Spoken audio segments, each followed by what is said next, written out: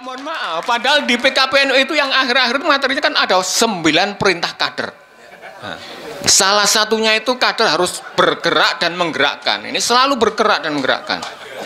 Tapi kan mesti pada bingung, bagaimana kamu bergerak, harus ngapain, harus buat apa, dimulai dari mana, kan bingung. Kenapa bingung? Masalahnya di mana? Menurut saya karena masalahnya tidak disediakan lapangan pertandingan. Di situ persoalannya. Ya. Jadi makanya di Turen kenapa bisa bertanding? Karena disediakan lapangan. Dan awal setelah PKP itu dibentuk Lasisnu Gerakan Koin itu sebagai lapangan, sebagai sarana, sebagai saluran kader bisa bergerak, bisa tertampung di situ, dikoordinir. Yang kedua poinnya adalah membangun komunikasi. Yaitu setelah dibangun lapangan, ya, maka yang berikutnya adalah membangun komunikasi. Ya. Membangun komunikasi ini sangat penting karena kami orang Jawa, saya mendefinisikan komunikasi itu dalam bahasa Jawa. Komunikasi itu kalau dalam bahasa Jawa terdiri dari 3 suku kata. Yang pertama ko, muni, kasih. Nah, artinya begini, ko itu teko, terus munio pasti dikasih. Nah, gitu. Jadi datangi ya, datanglah. Kemudian bicaralah dengan santun, sampaikan apa masalahnya, pasti dikasih. Nggak ada orang Indonesia ini kalau sudah didatangi, silaturahmi baik-baik, diajak ngomong baik-baik, nggak dikasih, nggak mungkin. Pasti semua masalah bisa diselesaikan.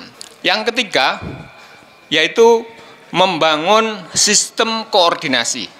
Tadi sudah disampaikan oleh Gus Ubed, supaya komunikasinya efektif, koordinasinya efektif, kerjanya efektif, satu komando, dibentuklah koordinator sel. Karena kami mengibaratkan setiap kader adalah sel yang harus selalu bergerak dan menggerakkan. Harus hidup, bergerak, dan menggerakkan. Nah, namanya hidup kan bisa bergerak ya. Jadi akhirnya kita bentuk kalau di tempat kami setiap 7 sampai 10 orang ditunjuk satu koordinator sel atau disingkat korsel ya. Yang keempat itu adalah membangun kebersamaan. Jadi kebersamaan itu sangat penting. Jadi kami di korsel dan korting, kemudian ketua JPC, pengurus harian JPC sama ketua ranting itu benar-benar seperti satu keluarga. Kami benar-benar seperti saudara kandung. Kami bangun kebersamaan itu.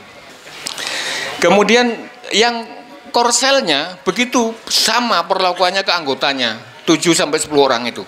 Dia bangun komunikasi dengan anggotanya itu. Ya. Mereka satu tim, kami membuat mereka adalah satu koloni, satu kelompok, satu tim, satu kesebelasan ya. Poinnya tadi sudah berapa lupa sama. Ya, yang jelas satu harus diciptakan lapangan ya, wadah, sarana, saluran untuk kader supaya bisa bergerak. Yang kedua, membangun komunikasi yang baik. Yang ketiga, membangun sistem koordinasi. Yang keempat, membangun kebersamaan. Dan yang kelima, harus profesional. Ya. Profesional dan proporsional. Jadi kita samikna wa ta'na, kita taat asas, taat struktur. Itu ya, profesional dan proporsional. Bapak Ibu sekalian, mungkin waktunya sudah karena 10 menit tadi. Mohon maaf atas segala kekurangan. Wassalamualaikum warahmatullahi wabarakatuh.